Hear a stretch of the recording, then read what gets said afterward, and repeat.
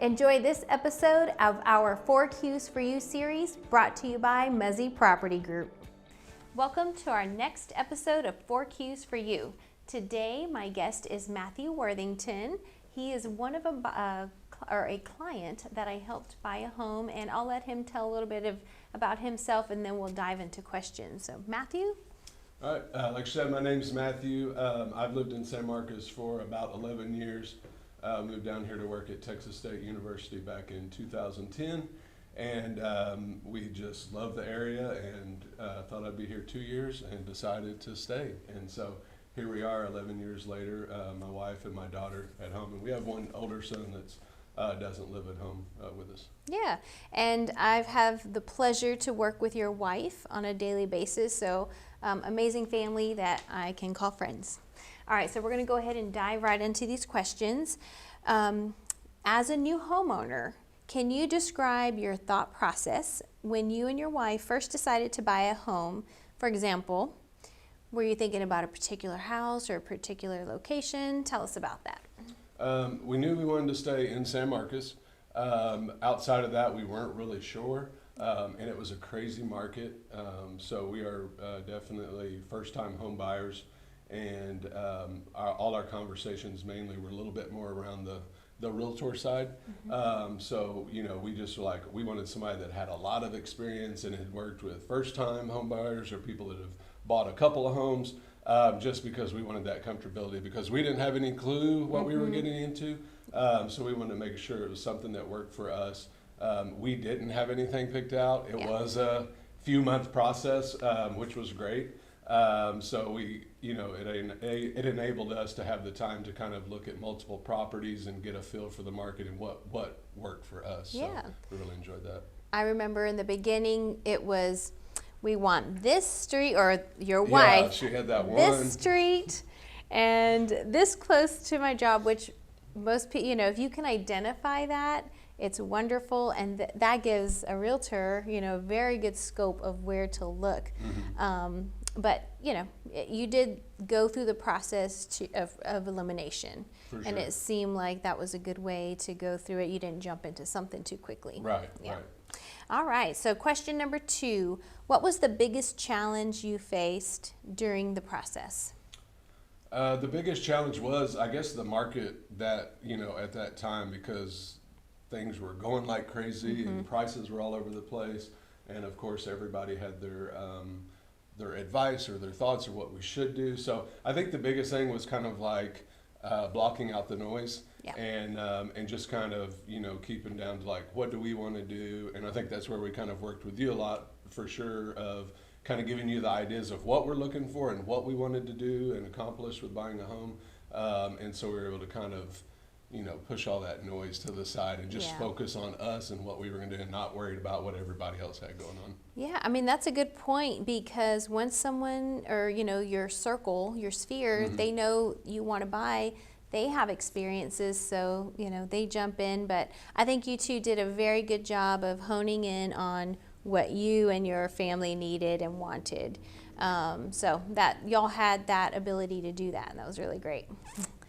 Question number 3, what are 3 tips you'd offer to someone looking to buy their first home now that you've done it?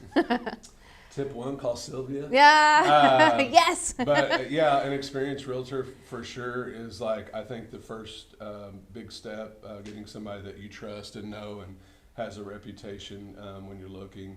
2, I guess, would be to be, you know, patient but ready, just because you never know what's going to happen, and you never know when the right house pops up, and you got to be ready to attack. So I think just kind of being prepared, and I think listen to the advice of realtors and your mortgage company and things like that, or just because they're going to give you a lot of good advice. Don't spend all your money. Don't charge that. You know, all these little things that sound obvious, but when you're in the middle of home purchase, you start to realize how many things pop up. You're like, oh my gosh, I need this. So it's good to just kind of back up and like, okay, hold on.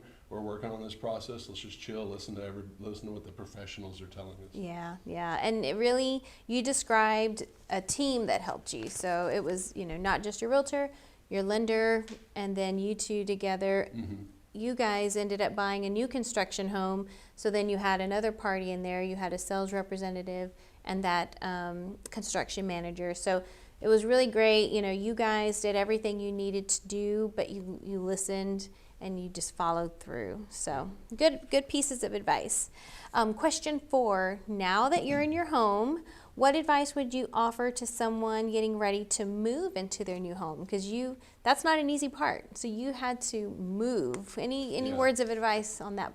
You know, all those friends you've been nice to for years, like it's going to pay off because now they can help you move into your house. I think the big thing is like, you know, get your community involved to help you, like the people that, you know, you're friends with and have worked with, because it is a process to get move in. They can also give you ideas on things in the house, but we're taking it slow. So we didn't come in like, we got a new house, we're going to get everything brand new and change all that. So we're just taking our time and we're getting a little piece here and there. And it's kind of fun to build because, you know, little different rooms of the house you can kind of focus on. So we're making it fun more than a stressful event of like, I moved in and got to run. So I'd say just take your time and enjoy it. That's good. And you just, right before the camera started, you said the model home is being built of the same model that you're living in. So you're going to go check out how they do their decor. I mean, those are tips. They have paid professionals to do that. So, you know, always go and copy what other people are doing. It's not a bad idea. So what I wanted to just, you know, you guys were excellent clients and friends to work with. But when we first started, I kind of want to drive home. You or your wife had an idea of where you wanted to be, the neighborhood, the street, and you ended up in another area. Was that so terrible to start out here but end up here? Oh no, it actually was great. I mean, we did. She for sure had her eye on a house on a street, and I was a little more open because I was like, I don't know how this is going to work out. But now that where we're at, I mean, she's literally told me multiple times a week, she's like, I really love my house. I really love my house. So it really worked out. We did not expect to be where we were at. It kind of, everything worked out. But it was really interesting, the process, because like you said, it wasn't where we started. We knew we wanted to be in San Marcos, but we had the kind of this area, but now where we're at, we're like, oh, this is great, and had no clue that was even an option at the time. Yeah, and that happens more often than the opposite, where someone, you know, they go in hard on what they think they want, and either the market makes them change or just location and when they start exploring and we start visiting homes. So I'm really happy she loves her house. Yeah, she does. So that's it for the questions, but a little bit of a bonus area here. You know, the audience are San Marcos folks or in the greater San Marcos area. You are very active in our community, and thank you for all that you do, but share with these folks what you do, because someone out there may hear something about what you have to say and want to connect and also get involved. So tell us a little bit about all your extra stuff. Well, currently I'm the president on the board for the Chamber of Commerce for San Marcos, so I love being involved in that and helping out local businesses and you know, kind of being we're kind of a spokesperson for them, trying to help them figure out what the business community needs, our small businesses in town, and how we can help them and be an advocate for them. So I've really enjoyed doing that, and love to hear from the business community of what's going on and what's affecting your business. We love to work on those kind of pieces.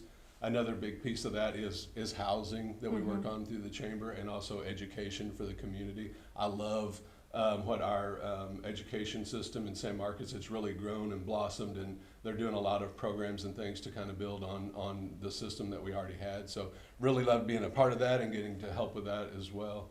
And then another area where I've, you know, kind of served in the community is with our Sights and Sounds. I definitely on the Jingle Bell Run, the 5K run that we do every year towards the end of the Sights and Sounds. But it's really fun to be able to kind of bring the Christmas spirit to the community. It's just a fun event that Yeah. we do.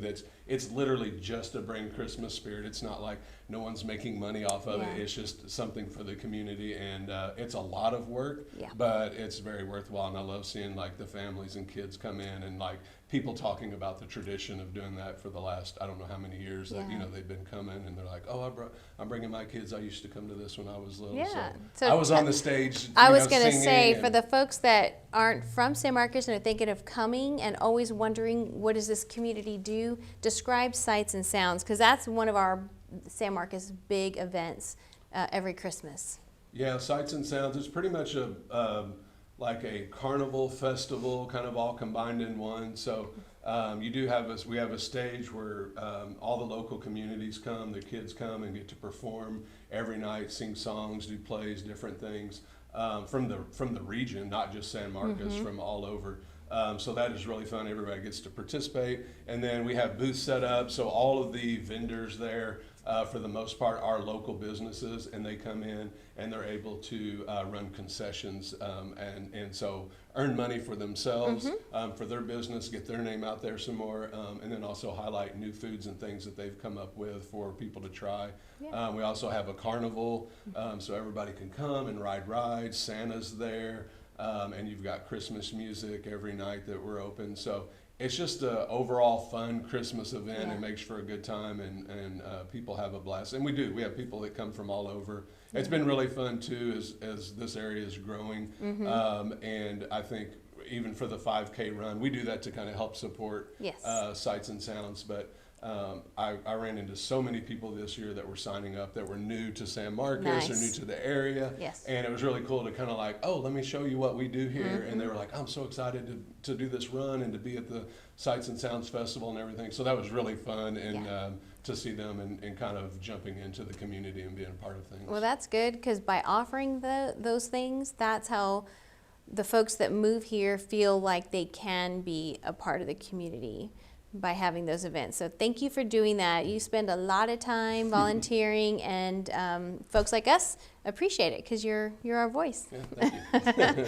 All right, so we kind of had a 2-in-1, new homeowner and the work that you do in the community. So thank you for your time today. Thank you. And anything else you want to put out there to our audience? No, I don't think so. He's done. Cut. All right. Well, thank you so much for your time today, Matt. And that's it for today's 4 Qs for you. We'll see you next time.